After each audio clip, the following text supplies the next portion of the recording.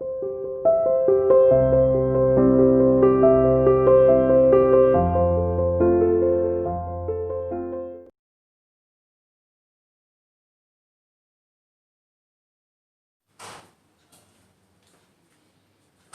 students, welcome to CR International Online Classes. How are you beta? Hope you are all fine. As you know that the sentences, today's topic is, आज का जो बेटा हमारा topic है the sentence and parts of sentences. You have already learned about that the sentences and its kind. बच्चों, आप sentences और इसके काइंड्स के बारे में जान चुके हो, हम पहले कर चुके हैं. एक बार मैं आपको जो सेंटेंसेस हैं उनके काइंड्स के बारे में बताता हूं, उसके बाद हम आगे अपने टॉपिक को कंटिन्यू रखेंगे. आज का हमारा टॉपिक है पार्ट्स ऑफ सेंटेंसेस. बेटा, जो हमारा सेंटेंसेस है वो आपको पता है कि जो इसकी डेफिनेशन होती है वो होती है sentences the group of words which makes a complete sense. दोबारा सुनो, the sentences is the group of words, यह कह सकते हैं a group of words which makes a complete sense. शब्दों का ऐसा समूह जो एक सही अर्थ बताए या उस सेंटेंस का सही अर्थ निकाले, उसे हम सेंटेंस कहते हैं. बच्चों, सेंटेंसेस के जो काइंड थे वो आप भी अच्छी तरह से आपने पढ़े हैं. वो सेंटेंसेस के जो काइंड हैं वो भी एक बार मैं आपको रिवाइज करा देता हूँ. जो सेंटेंसेस के काइंड हैं वो काइंड है बेटा हमारे, एक तो है हमारा assertive sentences which we also known as declarative sentences. इसके दो पार्ट होते हैं बेटा. एक तो होता है हमारा पॉजिटिव, यानी कि पॉजिटिव में होते हैं ये, और एक होता है नेगेटिव, यानी कि असर्टिव सेंटेंस को हम दो तरह से लिख सकते हैं. एक तो लिख सकते हैं पॉजिटिव उसमें, जैसे ही प्लेज क्रिकेट, वह क्रिकेट खेलता है. इसको ही हम नेगेटिव में लिखें तो नेगेटिव में होगा ही डजंट प्ले क्रिकेट. तो यहाँ पर असर्टिव के टू पार्ट्स होते हैं बेटा. टू पार्ट्स इसके हैं, और उसके बाद आ जाता है हमारा इंट्रोगेटिव, उसके बाद आ जाता है हमारा इंपेरेटिव सेंटेंस, और फिर आ जाता है हमारा एक्सक्लेमेटरी और ऑप्टेटिव सेंटेंस भी इसी का ही पार्ट है. तो आपने पीछे जो सेंटेंसेस हमने पढ़े हैं एक बार आपको रिवाइज हो गए होंगे. आज बेटा, आज का हमारा बहुत ही इंटरेस्टिंग टॉपिक है जो कि सेंटेंसेस के पार्ट से ही रिलेटेड है. सेंटेंसेस के जो पार्ट्स होते हैं, जो सेंटेंसेस के पार्ट हैं, उसके बारे में हम आज पढ़ेंगे. पार्ट्स ऑफ सेंटेंसेस बेटा, स्टार्ट करते हैं अपने टॉपिक को. पार्ट्स ऑफ सेंटेंसेस आप पहले, यानी कि लास्ट वाली जो आपकी क्लास थी उसके अंदर आपने पढ़ा होगा, और नहीं पढ़ा है तो बेटा आप इसको अच्छे से ध्यान से देखें. इसके बेटा टू पार्ट्स होते हैं. टू पार्ट्स में हम इसको डिवाइड करते हैं. इसे हम फर्स्ट पार्ट में जैसे कहते हैं सब्जेक्ट होता है हमारा. सेकंड पार्ट में बेटा हमारा होता है प्रेडिकेट. तो इसके टू पार्ट्स हैं, एक है हमारा सब्जेक्ट और सेकंड है हमारा प्रेडिकेट. अब सब्जेक्ट क्या होता है, प्रेडिकेट क्या होता है, इसके बारे में हम पढ़ेंगे. इससे पहले जैसे नंबर डाल लेते हैं इसके 1 and 2. Subject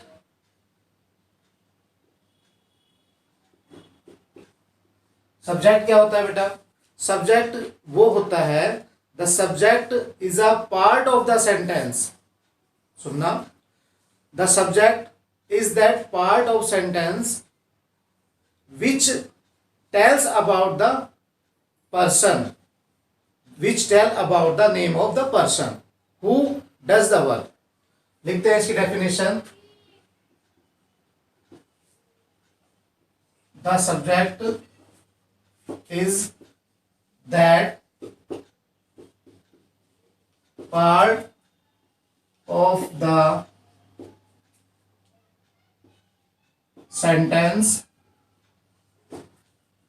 The subject is that part of the sentence that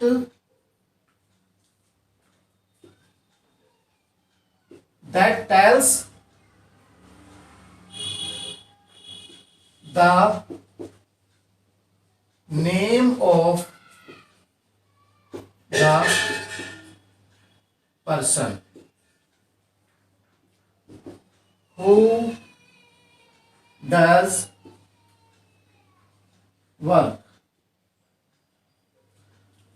subject वो होता है, सेंटेंस का वो हिस्सा होता है जो किसी व्यक्ति के बारे में बताए, जिसमें हमारे नाउन और प्रोनाउन दोनों हो सकते हैं।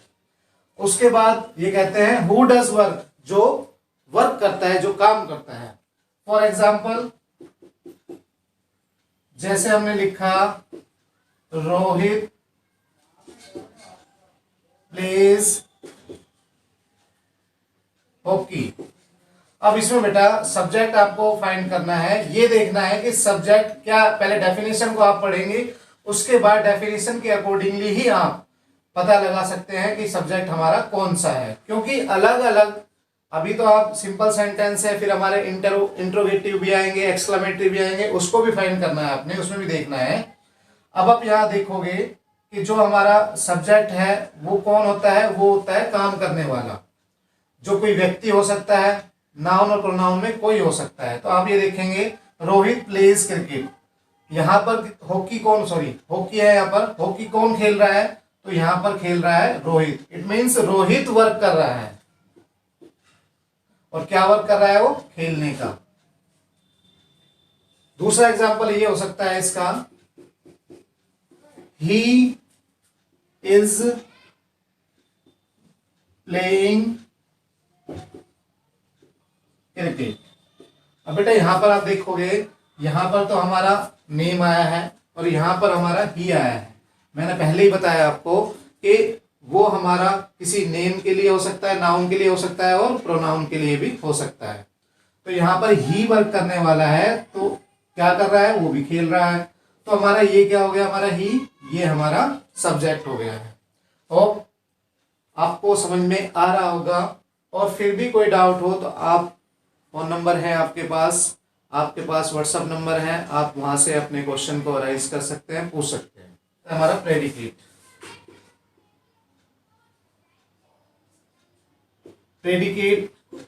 अब बेटा प्रेडिकेट क्या होता है हमारा, प्रेडिकेट के बारे में हम डेफिनेशन लिखेंगे। द सब्जेक्ट इज दैट, यहां पर भी ये लिख दिया है, the predicate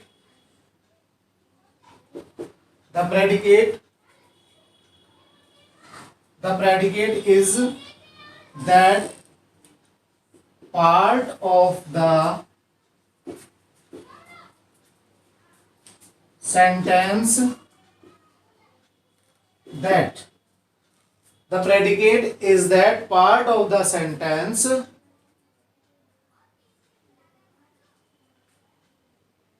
that tell us more about the subject। Predicate sentence का वो भाग होता है बेटा जो सब्जेक्ट से और ज्यादा बताता है, यानी कि सब्जेक्ट के बारे में और ज्यादा बताता है, यानी कि और आगे वो सेंटेंस के बारे में बताता है।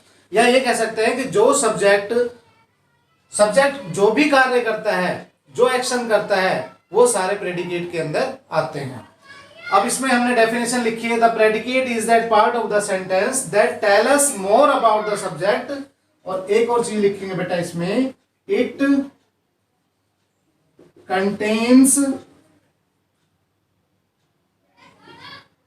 कंटेन्स वर्ब, यानी कि इसके अंदर वर्ब होती है, एक्शन होता है। फॉर एग्जाम्पल, इसका एग्जाम्पल हम देखेंगे बेटा, दे वर वॉचिंग मूवी। अब इसमें जैसा कि हमने डेफिनेशन के अंदर बताया बेटा, तो डेफिनेशन के अंदर हमने जो बताया वो ये बताया कि जो सब्जेक्ट कार्य करता है, जिस जो सब्जेक्ट से आगे जाता है, यानी कि सब्जेक्ट से आगे कुछ भी कार्य किया जाता है, किसके द्वारा? सब्जेक्ट के द्वारा, वो हमारा प्रेडिकेट में आता है। ये हमारा है प्रेडिकेट में। तो बेटा ये ध्यान रखना आपको कि सब्जेक्ट हमारा फाइंड करने के बाद जो हमारा बचता है वो सारा हमारा क्या होता है? प्रेडिकेट होता है, और इसी के अंदर वर्ब भी कंटेन होती है, यानी कि वर्ब भी इसके अंदर होती है। क्लियर हो गया होगा? दूसरा लिखते हैं हम इसका एग्जाम्पल। सेकंड एग्जाम्पल होगा इसका, Reena writes a letter. Reena letter लिखती है। बेटा रीना क्या काम कर रही है? रीना तो हो गया हमारा सब्जेक्ट, और जो वो कार्य कर रही है, जो काम कर रही है, वो हमारा होगा प्रेडिकेट। तो हमने जो बॉक्स में बनाए हुए हैं दोनों सेंटेंसेस के अंदर, वो हमारे क्या है? प्रेडिकेट है। वो हमारे किस में आएंगे? प्रेडिकेट में आएंगे। तो आपको दोनों सब्जेक्ट और प्रेडिकेट फाइंड करना आ गया होगा, आपने पहले भी करे हैं, बट यहां पर अच्छे से आपको बताया गया है। वॉच करना है वीडियो को अच्छे से। इसके बाद आ जाता है हमारा इंपेरेटिव सेंटेंसेस के अंदर। ये लिखेंगे आप, अलग लाइन में लिखना है बेटा आपको नोटबुक में, इन द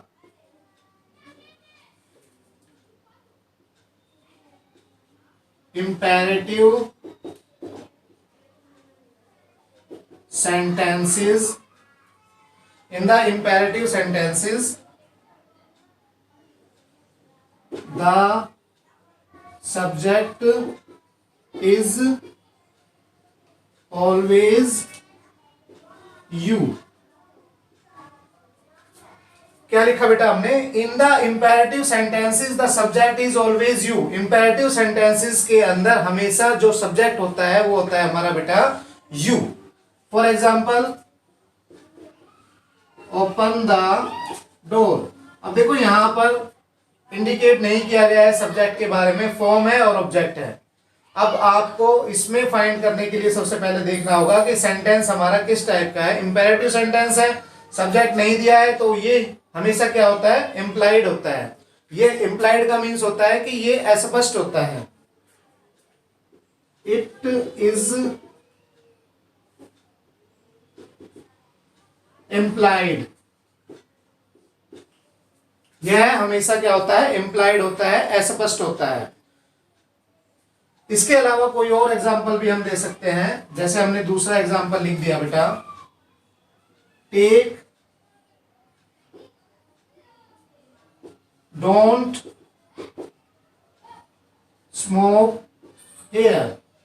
तो आप देखेंगे दोनों ही सेंटेंसेस, ये लिखा हमने और ये लिखा, ये हम किसी को ऑर्डर देते हैं, तो यहां पर हम किसी से कह रहे हैं ये बात कि ओपन द डोर। तो वो जो जिससे कह रहे हैं, तो हम जिससे कह रहे हैं वो सब्जेक्ट हो गया, क्योंकि वो काम करने वाला है, वो कुछ काम करेगा जो आपने बताया है। यहां पर है डोंट स्मोक हेयर, ये भी हम किसी से कह रहे हैं कि कुछ ना करने के लिए हम कह रहे हैं, तो यहां पर भी सब्जेक्ट बेटा दिया नहीं हुआ है, बट ये हमेशा क्या होता है? इसके अंदर यू होता है, और ये हमेशा क्या होता है? इंप्लाइड होता है। इंप्लाइड का मीन्स होता है अस्पष्ट होता है, हिडन होता है, छुपा हुआ होता है। ये सेंटेंसेस का जो टॉपिक है बेटा, आपको अच्छे से रीड करना है और इसको वॉच करना है, और आपकी एक्सरसाइज जो इस चैप्टर के अंदर दी गई है सब्जेक्ट एंड प्रेडिकेट के अंदर, उसमें से कोशिश करनी है। एक्सरसाइज आपको फर्स्ट एक्सरसाइज के सारे जो सेंटेंसेस हैं वो सोल्व करने हैं बेटा। Enough for today, have a nice day, bye bye.